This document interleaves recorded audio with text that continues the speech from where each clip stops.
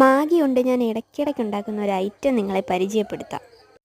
ഇച്ചിരി മഞ്ഞൾപ്പൊടി, ഇച്ചിരി കുരുമുളക് പൊടി, ഇച്ചിരി ഗരം മസാല, ഇച്ചിരി ചിക്കൻ മസാല, ഒരു പച്ചമുളക്, ഇച്ചിരി കരിവേപ്പില, മുട്ട, മാഗി മസാല, പിന്നൊരു സവാളയുടെ പകുതി അരിഞ്ഞത്. ഉള്ളിയും പച്ചമുളകും കറിവേപ്പിലയും കൂടെ നന്നായിട്ട് വഴറ്റിയെടുത്ത ശേഷം ഈ മസാലക്കൂട്ടെല്ലാം കൂടെ അതിലേക്ക് ഇട്ട് നന്നായിട്ട് വഴറ്റിയെടുക്കുക. ആവശ്യത്തിന് ഉപ്പും കൂടി ഇട്ട് കൊടുക്കുക. അതിനുശേഷം പൊട്ടിച്ചു വെച്ച മുട്ട അതിലേക്ക് ഒഴിച്ചു കൊടുക്കുക. മുട്ട ഇളക്കി ഇളക്കി ഇളക്കി ചെറിയ തോരൻ പരുവത്തിലാക്കി എടുക്കുക.